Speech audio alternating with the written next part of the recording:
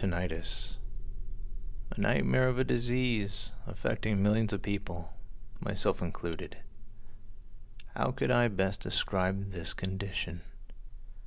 An incessant nail on a chalkboard screeching that goes on for every minute of every day.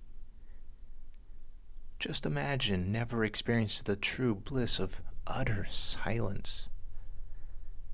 Maybe it's not too uncommon to hear a vague ringing, especially for people like me, who had grown up to become an obnoxious teenager with no regards for volume control. Understandably, my parents were not happy about my blasting loud music at all hours. But what kind of teenage rebel would I have been if I had listened to my parents? Ultimately, my punishment would be given years later when I started hearing a faint ringing. At first, it was a rare occurrence, but at present day, I can't even fall asleep without the aid of a loud white noise-producing machine. Even then, my quality of rest is debatable at best. During the early days, I was willing to try anything to stop the god-forsaking noise. Rainstorms while sleeping, earwax removal, even a small dose of antidepressants. Nothing worked. You'd be amazed at how many groups you can find online, forums for anything. Veterans with PTSD, how to cope with losing a pet, or in my case, how to deal with tinnitus. I looked over the top suggestions on several occasions. Most I had already tried while visiting my doctor, while the rest were mostly scams, better suited for multi-level marketing campaigns. I used to call myself an optimist, so naturally, I would return to the forum every other week in hopes of finding a miracle cure. On one particular day, I decided to scroll a bit further down and see the less popular suggestions. Among the obvious troll posts and scam cures, I found a more clickbaity post that read, quote, "A weird trick to cure tinnitus." Nothing more, nothing less. I sighed and started reading, preparing myself to be disappointed yet again. Still, the instructions were simple enough. First, place your palms over your ears and direct your fingers to the back of your head. Second, place your index finger on top of your middle finger and try to snap them like a drum. And third, repeat 50 to 100 times. There were no comments below, as the post was relatively new. Worst case, I would look stupid sitting there by myself drumming the back of my head. So I tried it out, snapping my fingers and causing a little drumming sensation. 45, 46, 47, 48, 49, 50. That ought to do it. I removed my palms from my ears and listened intently. Nothing. For the first time in years, there was just the pure bliss of silence. For minutes, I just sat back in awe, not believing what I was hearing, or more accurately, not hearing. Had the trick actually worked? I decided that rather than enjoying my newfound silence, I would give my brain a well-deserved silent rest. And that's exactly what I did. I slept like a baby that night, until around 2 in the morning. I tend to wake up randomly during the night, so it caused little concern. To my disappointment, but not surprise, the screeching had returned. At best, I had half expected the solution to be a temporary one. I performed the witchcraft-like trick again, and once more the ringing was gone without a trace. With a sigh of relief, I settled back into bed. The sound that had haunted me for so long had been easily defeated by a helpful anonymous person online, and I was content. Only then did I realize I wasn't enveloped in complete silence. Rather, there was something else cowering in the darkness, only making its presence known by a soft thump. Could it be my own heartbeat? After all these years, would I now be haunted by a new sound? I held 3 fingers on my neck and felt a pulse. It didn't match the sound in the darkness. Although I tried, placing the sound proved to be a challenge. With each passing thump, I tried to pinpoint the origins a bit more precisely. I went so far as to open every cupboard in my apartment, checked the hallways, and lastly placed my ear against the wall. No sooner did my ear touch the wall before the sound stopped. My heart raced alongside my logical mind. There had to be a simple explanation. Maybe it had been a busted pipe, or one of my neighbors was being a prick late at night. No matter the cause, it was time for bed. In the morning, the ringing returned. I figured I could put the noise at bay by performing the trick every 6 hours. It quickly became a routine of mine to stupidly tap my head when no one was looking, and it worked. Everything was great, apart from my nightly routine of waking up around 2 and hearing some thrumping, softly keeping me company in the darkness. Most nights I simply ignored it, but other nights curiosity got the better of me, and I pursued the sound. Each night I once again failed to locate the sound. I simply couldn't place it, and I couldn't be bothered to stay up long enough to figure out where it started and when it ended. I tried talking to my neighbors to investigate, but they scoffed at the idea of waking at such late hours. Rats were another possibility, but after a quick visit by pest control, they assured me that there were no rodents living in the walls. In fact, after looking at the building plans, they insisted that it would be impossible for rats to live inside these walls.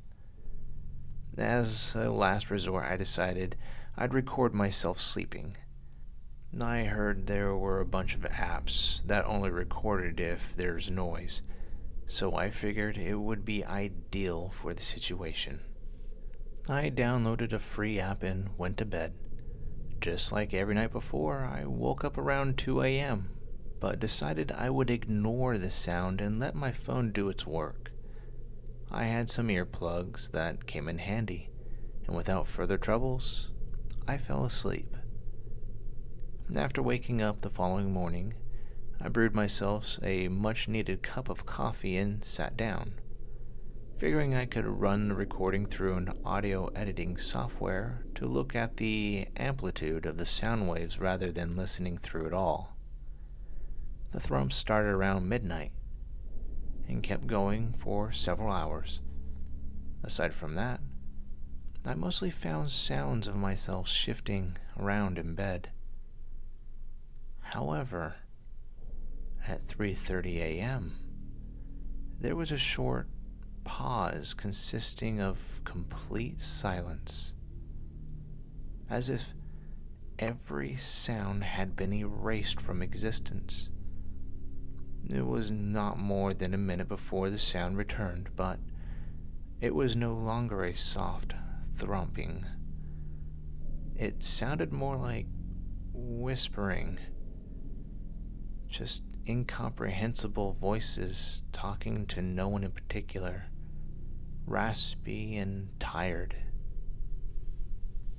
I couldn't make out what was said in the recording.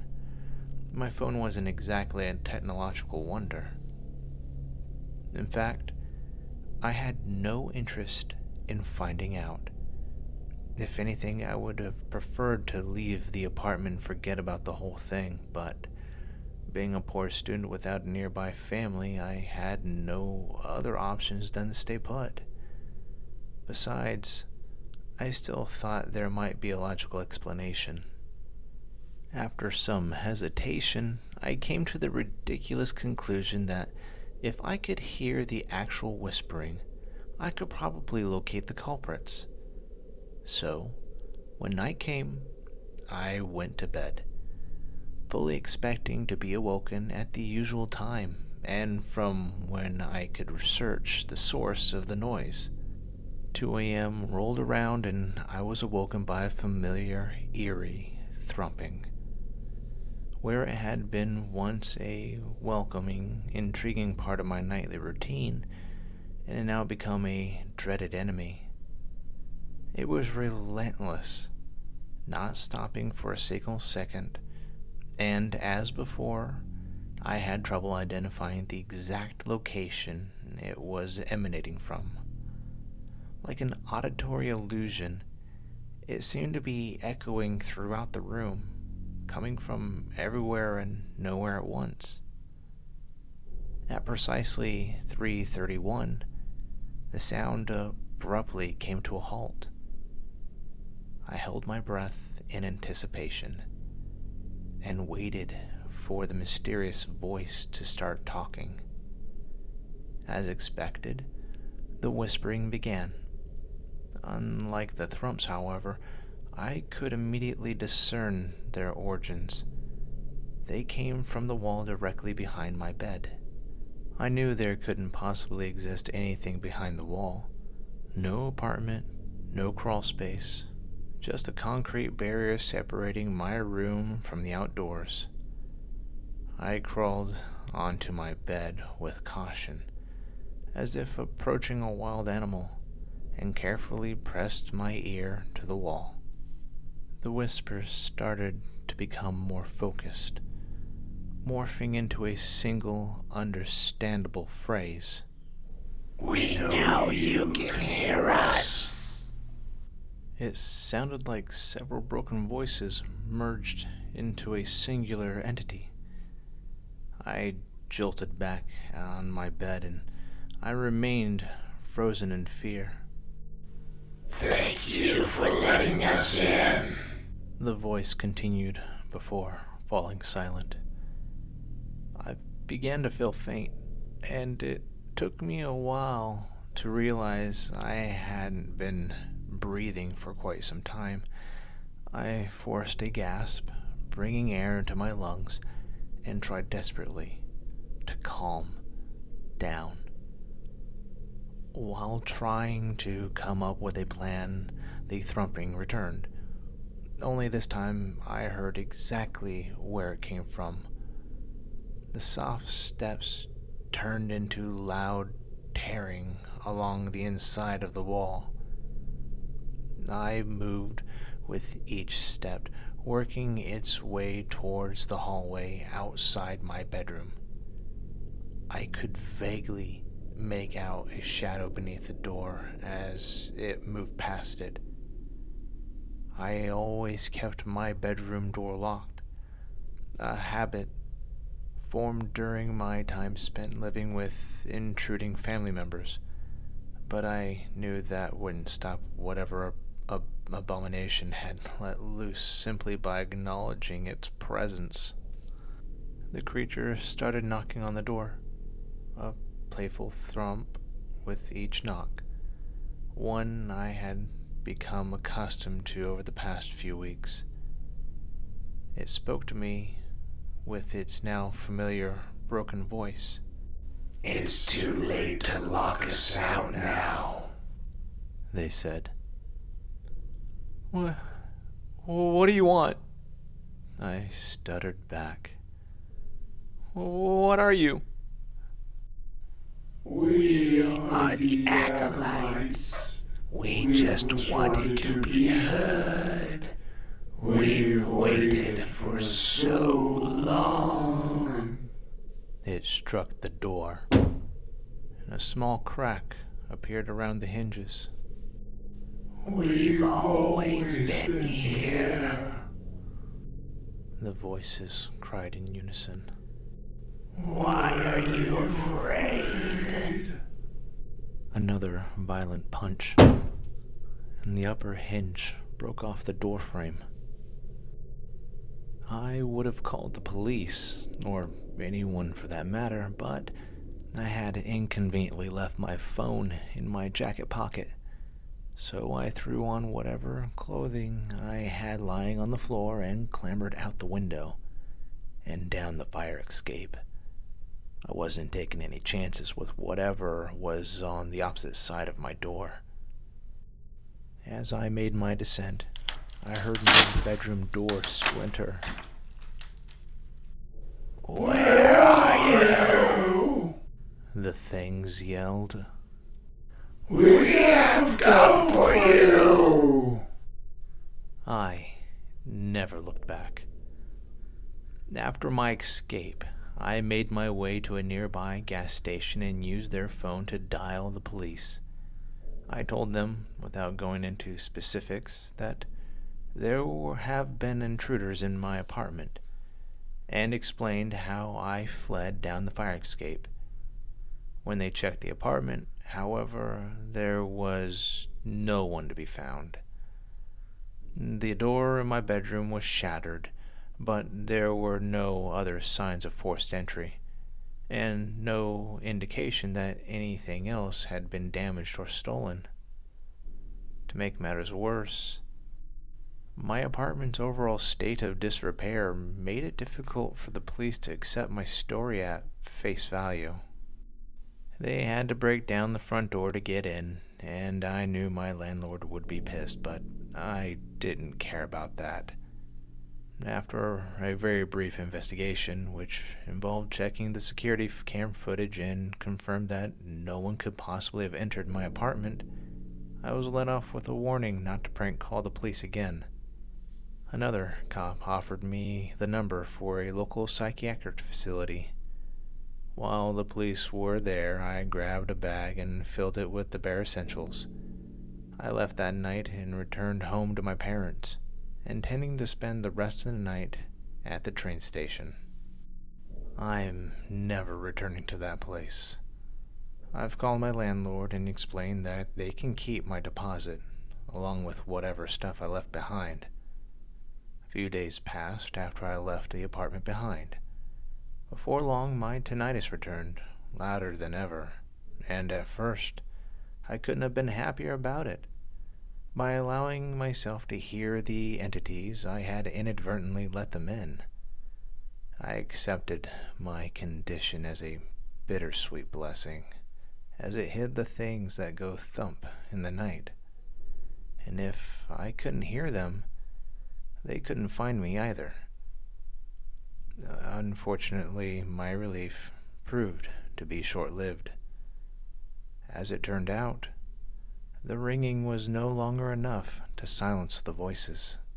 Last night, I woke up to a strange sound at 3:31 a.m. We found